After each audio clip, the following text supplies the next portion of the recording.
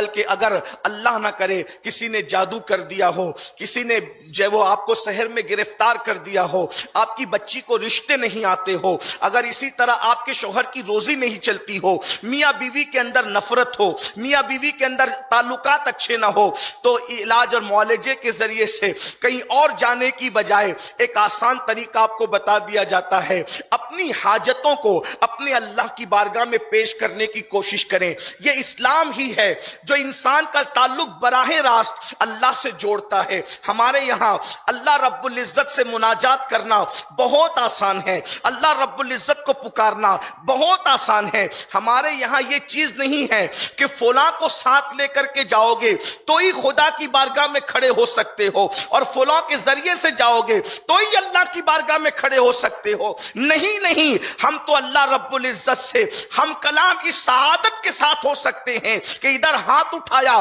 مناجات شروع کر دی، اور بندہ اللہ سے گویا کہ محو گفتگو ہو گیا، محو ہم کلام ہو گیا۔ وہ کس طریقے سے فرمایا گیا؟ اچھی طریقے سے وضو کرو، اور اس کے بعد جب سب لوگ رات کو سو جائیں، کائنات میں سناٹا چھا جائے، اس وقت تو 2 رکعت نفل نماز اس شان سے پڑھو کہ گویا تم خدا کو دیکھ رہے ہو، اور یہ کیفیت نہ پیدا ہو تو پھر یہ حال تو ہونا چاہیے کہ خدا تمہیں دیکھ رہا ہے۔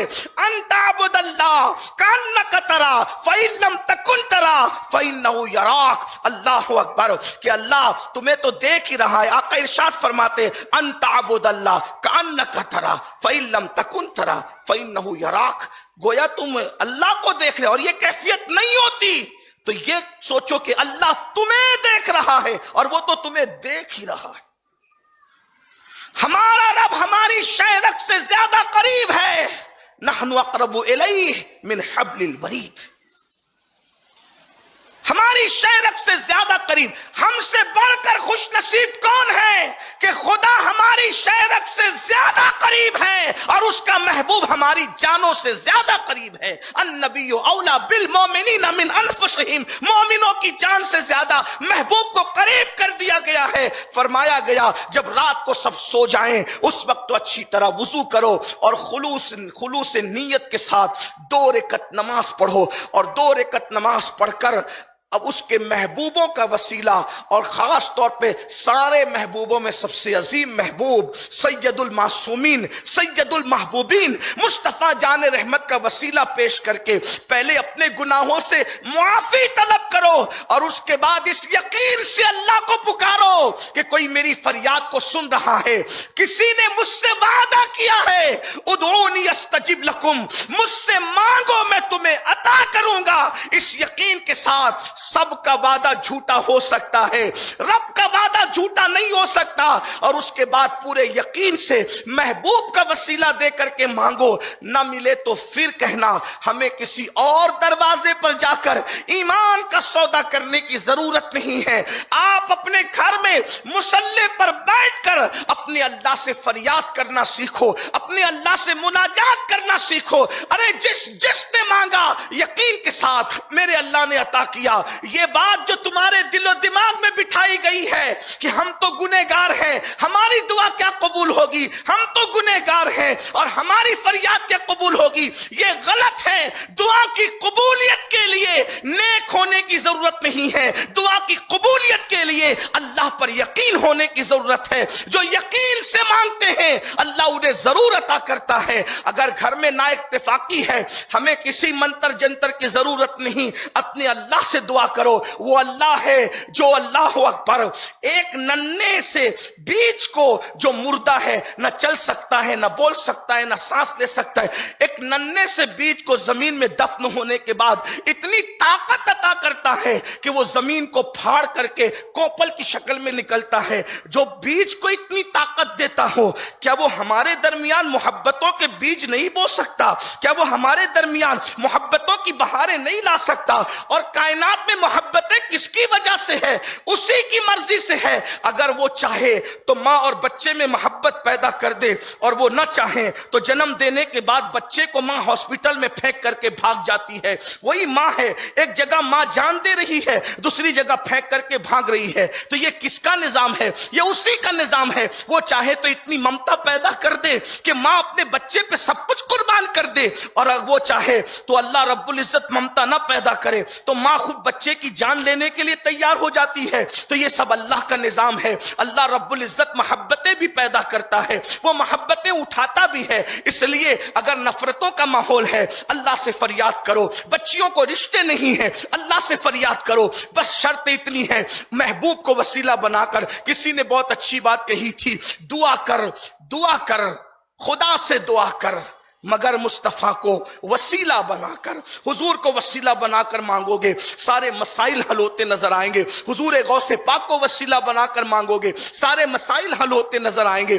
حضور غریب نواز کو وسیلہ بناؤ گے سارے مسائل حل ہوں گے۔ لیکن اپنی فریاد اپنے اللہ کی بارگاہ میں رکھنا سیکھو۔ یقیناً آپ علماء سے، مشائخ سے، سادات سے سب سے دعا کی گزارش کرتے ہو، کرنا بھی چاہیے، لیکن اپنا مسئلہ اپنے اللہ کی بارگاہ میں جتنا گڑ گڑا کر ہم رکھ سکتے ہیں کوئی اور نہیں رکھ سکتا۔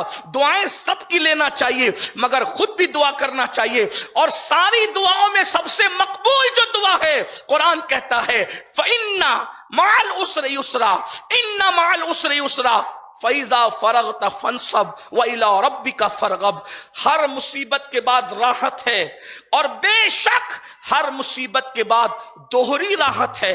شرط کیا ہے؟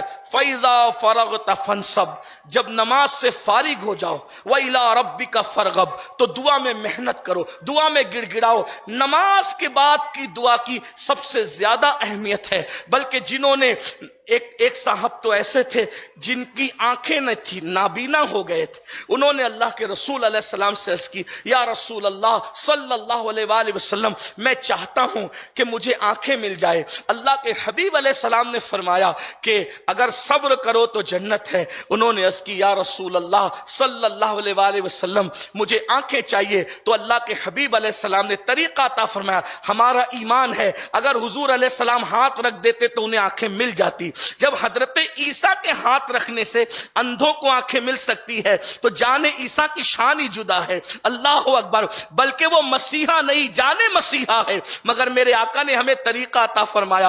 حضور جانتے تھے کہ قیامت تک کے لیے امت کو آنا ہے، سب کے لیے تو دست مصطفیٰ نصیب نہ ہوگا، تو حضور علیہ السلام نے قانون عطا فرما دیا۔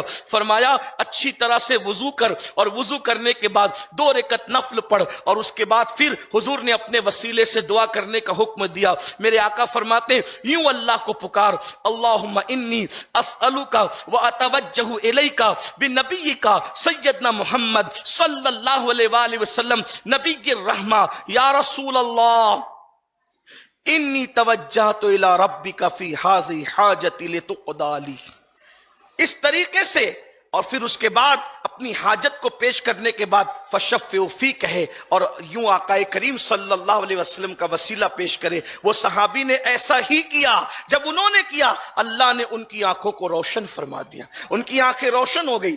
اب یہ تو حضور نے ان کو بتایا تھا۔ حضرت عثمان غنی کے دور میں ایک صحابی تھے، وہ ان کی طرف حضرت عثمان غنی کی توجہ نہیں ہوتی تھی، تو ایک صاحب سے انہوں نے شکایت کی، یہ تو میری طرف توجہ ہی نہیں کرتے۔ تو انہوں نے یہی دعا اور یہی نماز ان کو سکھائی کہ نماز پڑھ کے یوں دعا کرو۔ انہوں نے جیسے ہی جو ہے اس طرح سے کیا، حضرت سیدنا عثمان غنی ان کی طرف متوجہ ہوئے۔ تو یہ اللہ کی بارگاہ کی طرف آؤ۔ اللہ رب العزت سے جو ہم دور ہو گئے، اللہ ہم سے قریب ہے، ہمیں اللہ سے قریب آنے کی ضرورت ہے۔ حضور ہم سے قریب ہے، ہمیں حضور سے قریب ہونے کی ضرورت ہے۔ اور یاد رکھنا، اسلام تو پھر ہمیں بہت بلندی پر لے جاتا ہے، تو اپنے مسائل کو اللہ کی بارگاہ میں رکھنے کی کوشش کرو۔